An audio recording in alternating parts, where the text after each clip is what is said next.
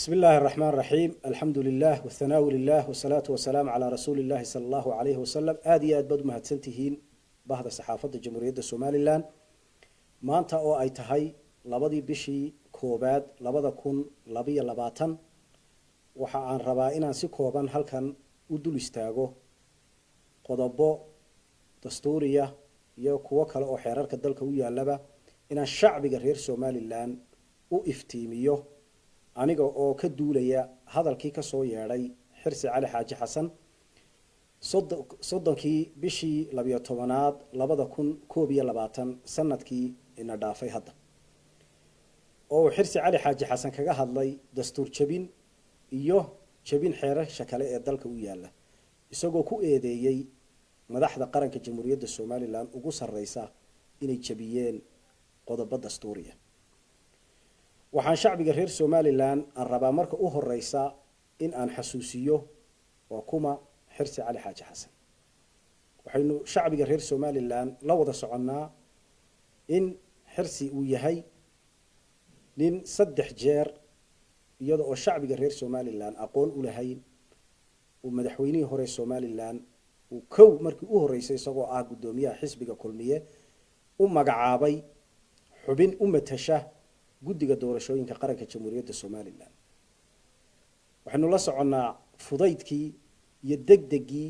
uu sida degdega ah aanu u calfan oo iskaga casilay guddigii doorashada waqtigaasi cidlana u dhigay xisbigii weynaa ee talada dalkan hanashadiisa ku socday halkii uu dhigay ayaynu ogay waxaynu la soconaa in markii talada dalkan xisbiga kulmiye ku guuleystay ee Axmed Maxamed Maxamuud Siiraayo uu dhisay xukuumaddiisii uu xirsi u magacaabay madaxa madaxtooyada jamhuuriyadda Soomaaliland iyada oo aynu ogeyn muddo kadibna in madaxweynaha Soomaaliland u magacaabay wasiirka madaxtooyada waxaynu la soconaa in xirsi uu arintaasi aanu sidii nidaamka dawligii ahaa isla mar ahaantaasina aanu qadarinin madaxweynihii magacaabay oo ahayd haddaan shaqadii wadi kari waayay ma wadi karay madaxweyne iga aqbal in uu ku faanay waxa weeye inqilaab ayaan sameynayay uga fashilmay oo madaxweynihii dalkan Soomaaliland ee isaga karaameeyay uu ugu abaal guday waan iscasilay inta kale iscasishayna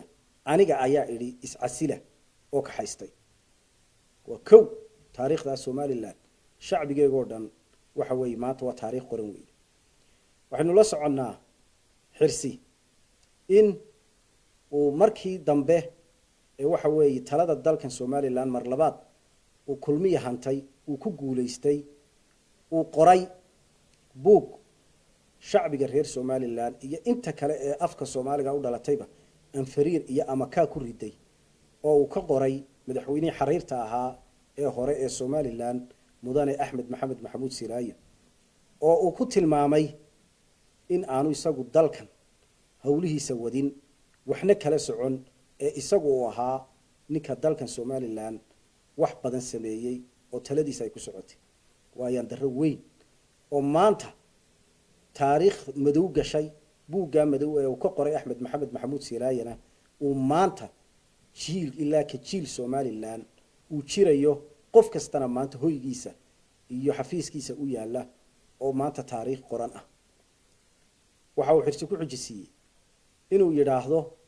dalkan Soomaaliland gudoomiyihiisa maanta jooga golaha wakiilada aniga ayaa leh maalintii dhaweytu hadlay oo waa taa aan gacanta ku hayo arkiifyadii golaha wakiilada warqadahan ka soo qaatay ee aan ku hadlayo ee waxa ku qornaa ee xaqiiqada ahayd iyo waxa uu xirsi afkiisa kaga hadlayay ee aad iyo aad u kala durugsanay isagoo been kaga sheegayay xeerasha dalka ugana jeedo kali haata in uu isagu golihii wakiilada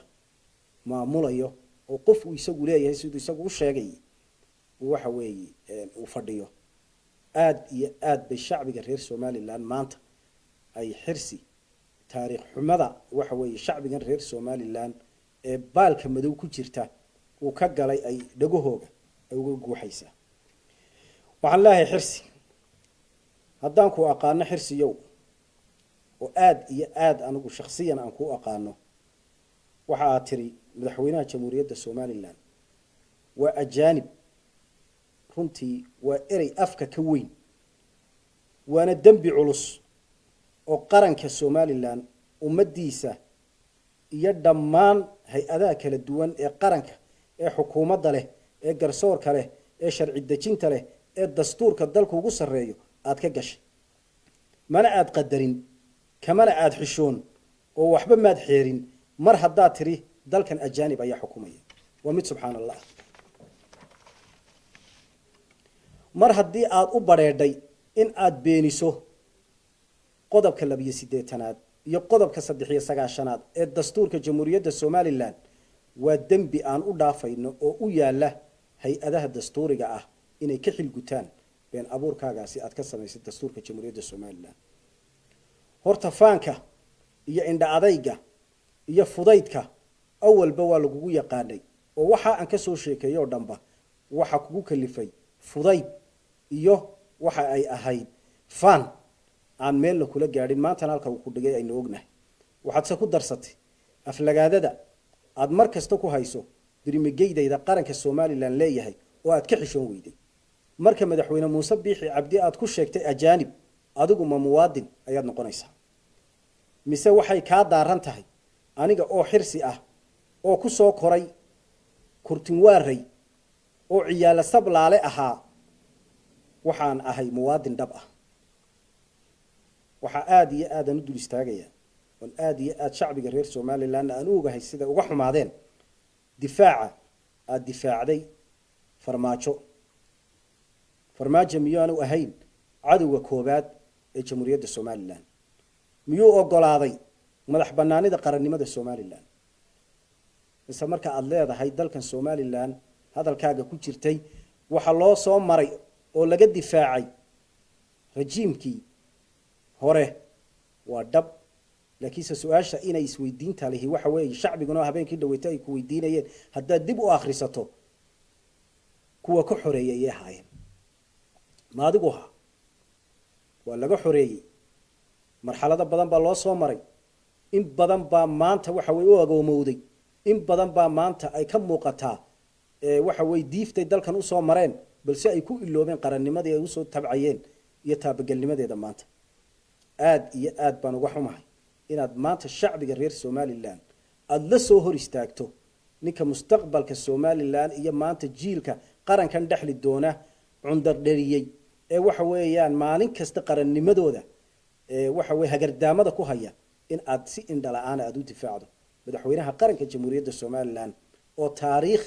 fac weyn ku suganna aad barbar dhigto oo nasiib darro weyn sama hadde ceebtaayo waa caadadaayo waxa weeyaan Axmed Maxamed Maxamuud Silaayaba de halka aad dhigtay iyo waxa aad ka qortay wayna ognahay madaxweyne Biixi iyo madaxda kale ee qaranka Somaliland iyo inta soo socotaana kaama sugayso amaan kaama sugayso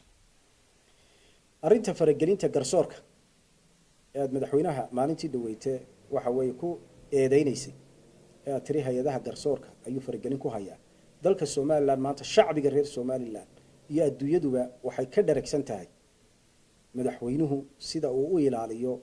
dastuurka dalka iyo shuruucda kale dalka iyo kala dambeynta waxaan la soconaa doorashooyinka u dambeeyay dalka ka dhacay habkii iyo hanaankii idinku oo aad uga marxaati furteen in aanay faragelin fulineed mid garsooreed iyo mid kaleba aanay ku imanin oo aad madaxweynaha ku amaanteen way duubanta waxa ayaan darro ah markii uu musharaxa xisbiga wadani airportka ka soo degay maalintii dhaweeytay in uu isagu afkiisa ka sheegay adiga oo dhinac taagan in arinta garsoorka gashay ee mudanayaasha golaha wakiiladu tafsiirka sharci weydiisteen maxkamadda dastuuriga ah maxkamaduna markay aragtay arkaantii waxa weeye ay u dhan tahay qoraalkaasi ay aqbashay inuu Cabdiraxmaan sheegay inaanay u oolin garsoorka ee ay u taalo golaha wakiilada maalin kadibna gudoomiyaha golaha wakiiladu isagoo xil gudanaya wuxuu u gudbiyay uu mudanayaasha golaha wakiilada ku wargeliyay inay fadhiyadoodiina wataan arinta